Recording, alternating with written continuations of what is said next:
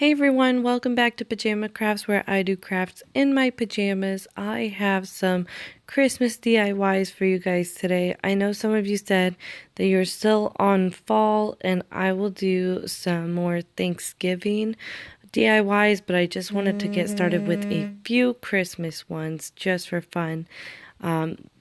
And give you guys a chance to recreate some of these if you want to before Christmas. So this piece of wood I have here is just something that I got from my dad.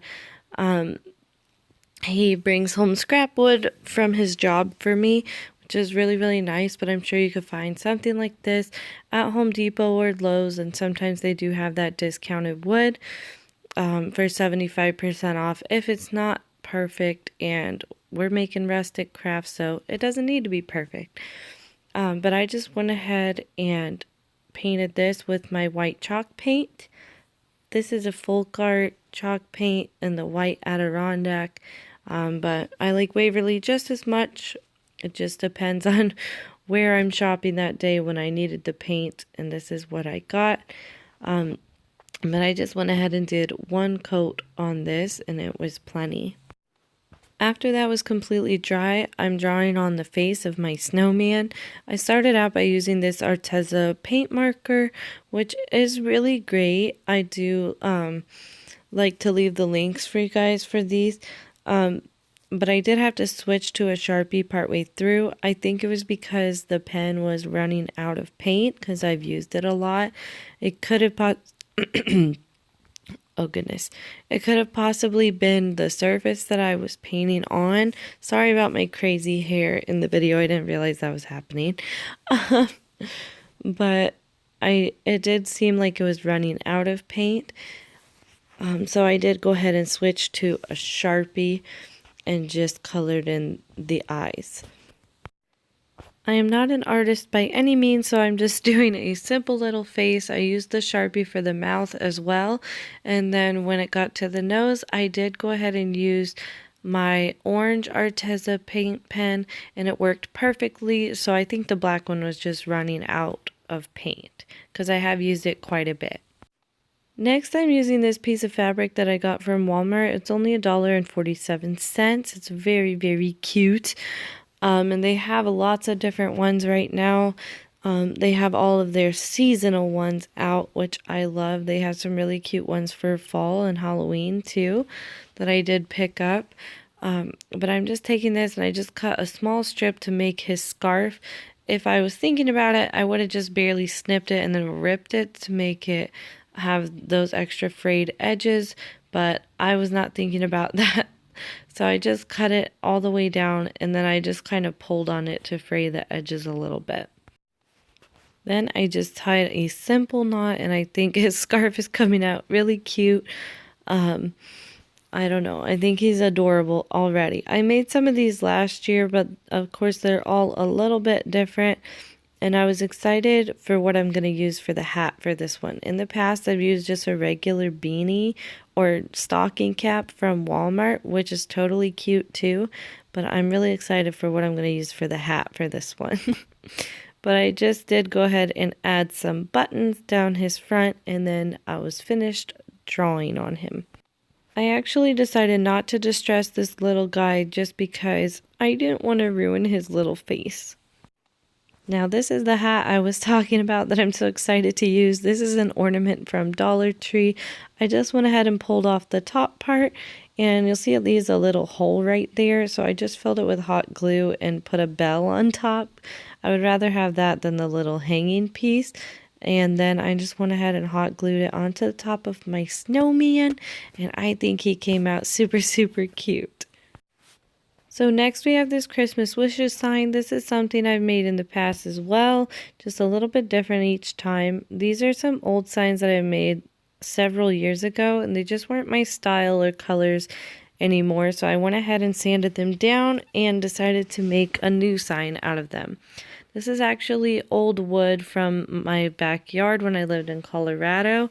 And I think it was just taken from an old headboard, but you can get discounted wood at Home Depot, 75% off if you go to like the imperfect pile of wood. If you don't have it in your store, just ask, and they often have it in the back and they'll bring some out for you. And they can cut it down for you and everything, so you don't have to have power tools.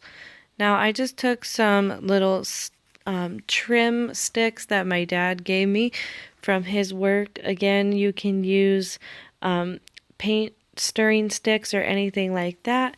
They're really cheap from Walmart or any hardware store. And then I'm just using wood glue to attach this and my staple gun, which can actually have little nails too, which I'm using in this video. And you don't need those at all. Wood glue holds it just fine. I just like to use those for a little extra stability, and also it makes it a lot easier for me to be able to pick up and move the sign and start painting right away. Zach got me this staple gun from Walmart, and I believe it's around $20, very inexpensive and super easy to use.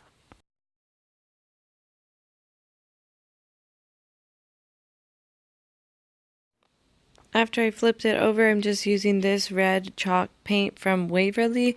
I could not find the name of the paint on there. Maybe I'm just blind. I don't know, but it's a really pretty color. Just pick whichever one you like for your Christmas decor. And yeah, anyway, so I just went ahead and painted that all over my entire sign. I did need to use 3 coats to cover up those words.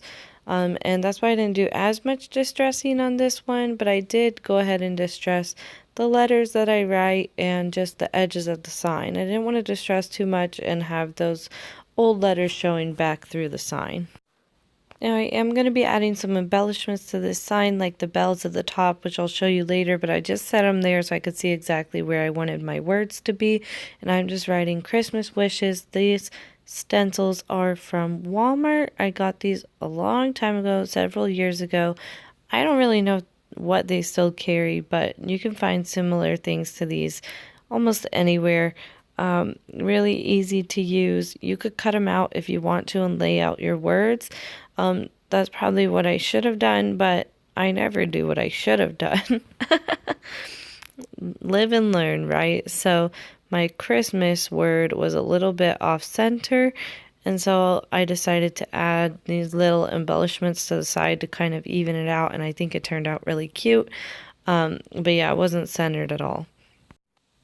Next, I'm just using some white apple barrel paint to fill in my letters in a small brush.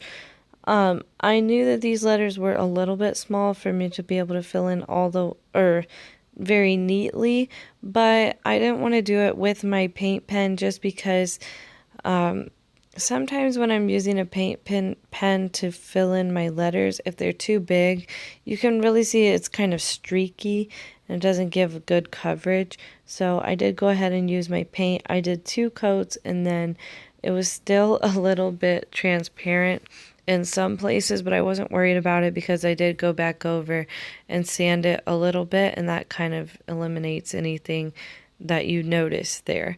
So I did go ahead and do 2 coats on here. If you use chalk paint to paint on your letters, it is a lot easier to get that coverage that you need in 1 coat, but it's a lot thicker paint, so it's a little bit harder to work with when you're trying to write very neatly or, in small little letters. This girl, you guys, she always wants to help. So next I have these bells from Michael's. I got these last year after Christmas on their sale, and I don't remember exactly how much they were off, but they were originally $12. I'm thinking they might have been like 60% off or something like that. I'm not sure, but they're really big and pretty, and I thought they were definitely worth it. Next I have the little basket that's from Hobby Lobby, and I think it was around $7, and I got a few of them last year when I was making some of these for a craft show that I was doing. So I just pounded in a couple nails to hang on my basket, and then I flipped this over and put a nail on the back, just a little one, because those bells did have a little loop at the top, so I was able to just loop it over the back. Yeah, like that. There you go. I just looped it over the back and they just hang there. And then I was able to hang on my cute little basket. And then I just went ahead and got this paper out. This paper is from Oriental Trading Company when I used to work there. And this ribbon is from Hobby Lobby a few years ago. Of course, Bree needed to look at it. But I just cut the paper in half and then I just roll them up and tie the ribbon around the paper to make it look like cute little Christmas list that maybe like a kid wrote down their Christmas wishes and put it in the basket for mom and dad or for Santa, I guess. And I just think this one just turned out so cute. So for our last project, this cute little joy sign, I had these canvases from a long time ago. I think they were from Walmart, and I tried to make a little project with them. It was a fail. So I just went ahead and cut off the canvas and exposed this beautiful wood little frame type deal that I'm making here. And yeah, I was really excited about those wood pieces. They're beautiful. Then I have this sign back from the spring from Dollar Tree, and I'm just pulling all of the pieces off, and I'm only using 3 for this project. Don't throw things away. I saved the other one for later. I'm sure I will use it at some point. And then I just painted these with that same red paint from the last project. I did end up doing 2 coats. I went back and kind of sanded down the areas where I pulled off that ribbon. There was no glue left, but it kind of leaves like, or it kind of pulls up kind of the, whatever that material is, and it leaves like a mark. So I did go back and sand it a little bit and then did a second coat of paint, and that took care of it. And I just love how this color dries. It's so beautiful.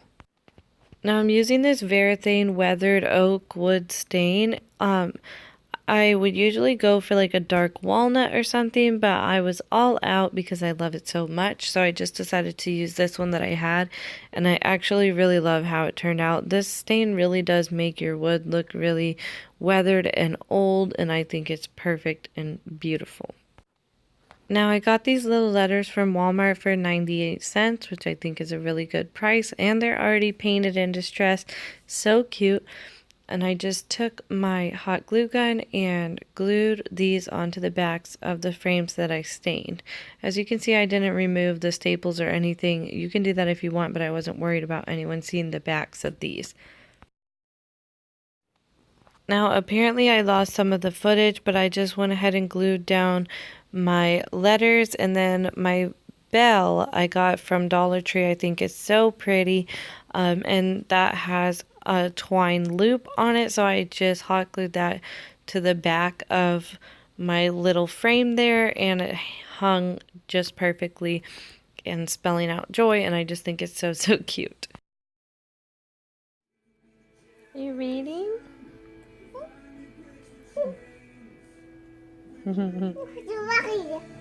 Oh.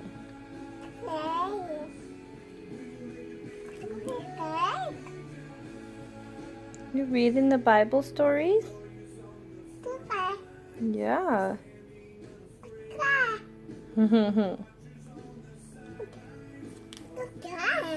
Good job.